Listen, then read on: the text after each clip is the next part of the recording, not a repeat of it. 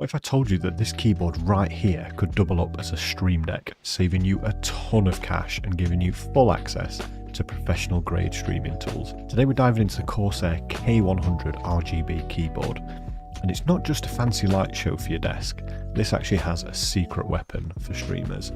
And get this, you can even use this to record people's voices in-game using a few tweaks to the Stream Deck software. Sound interesting? Right, let's get into it then. So, this is the K100 RGB, and I'm going to be doing a test on this today to see if it can really live up to what it says it does and be a replacement device for Stream Deck and also function as a very good looking keyboard. The thing that I found with using my Stream Decks currently is that when I'm on my computer, I have to lean over, right, to be able to get a voice clip in or be able to play a sound or anything like that. So what I thought is if I can use this keyboard in a way where I can just go like that, it's a lot more easy for me to do this, and that's what I'm going to put to the test today.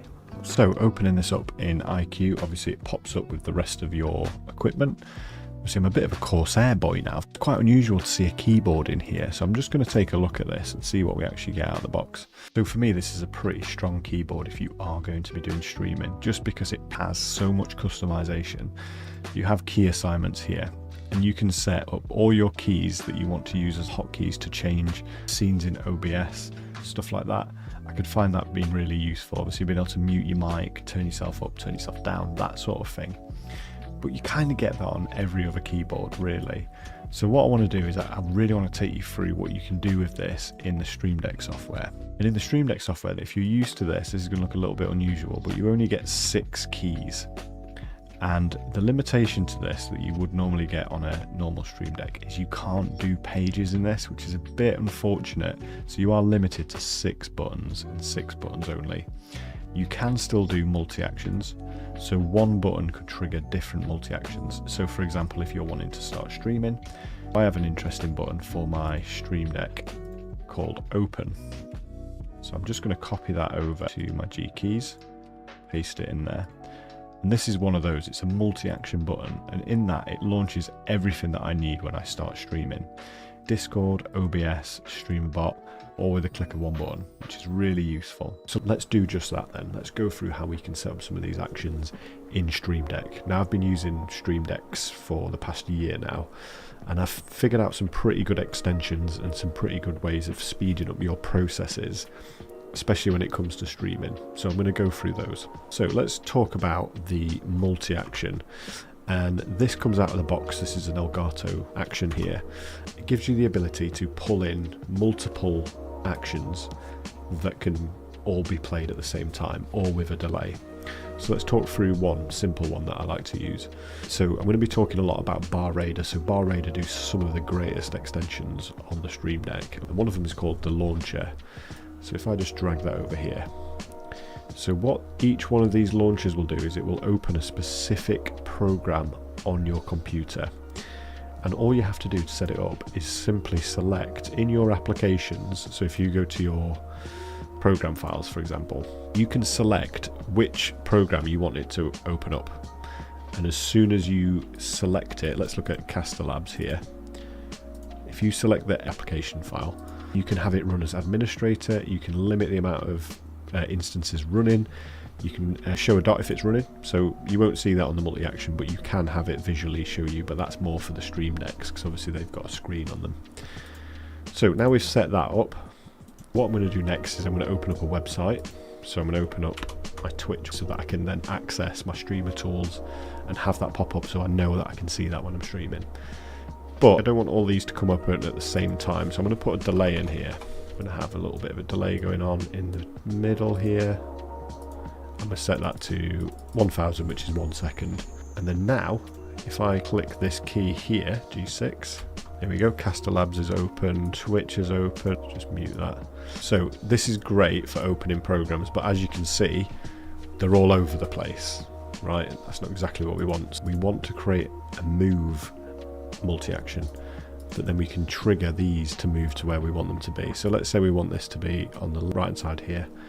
We want to have this over on the left And then what we're going to do is we're going to move in to this extension, which is called the Windows Mover by BarRaider. All it does is it finds an application. So as you can see on here, it shows you all the applications that are currently running. So we're going to find Chrome and we're going to go get window coordinates. So that tells it where it is in relation to your monitor. And then you're going to want to do resize, make window topmost if you want it to be. It doesn't have to be. And then that's perfect. That's Chrome set up. So then we copy, paste, and then this one we're going to choose Caster Labs.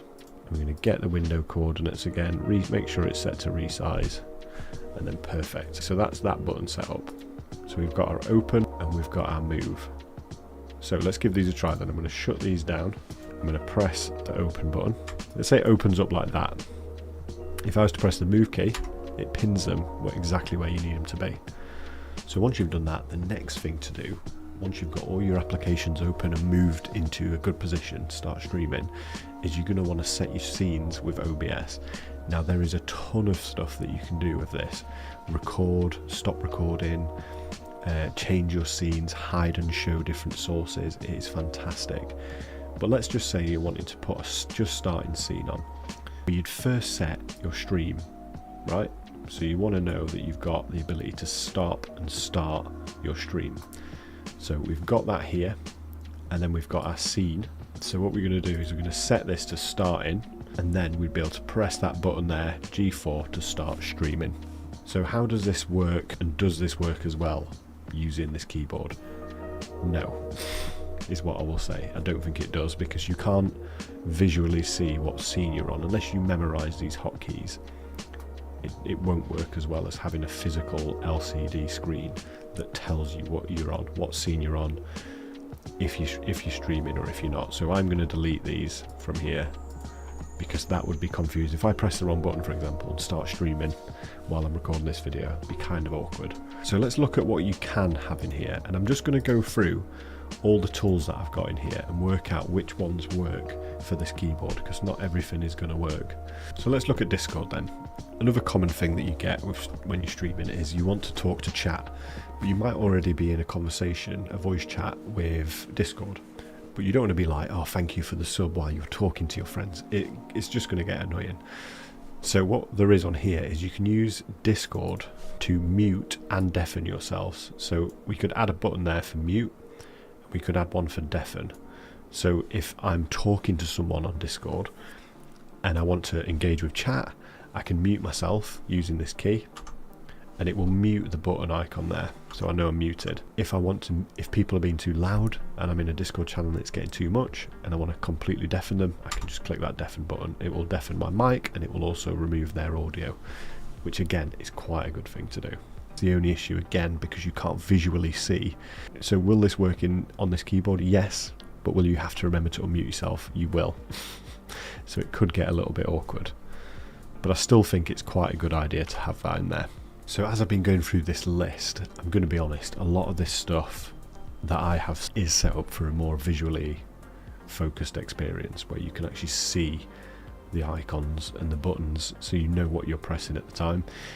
Even just doing this demo, I've forgotten what I've mapped everything to, unless I have my Stream Deck software open and I can see what I've mapped everything to. It could get quite confusing. So the other thing that I've done, and I do quite regularly on my Stream Decks, is sound modes.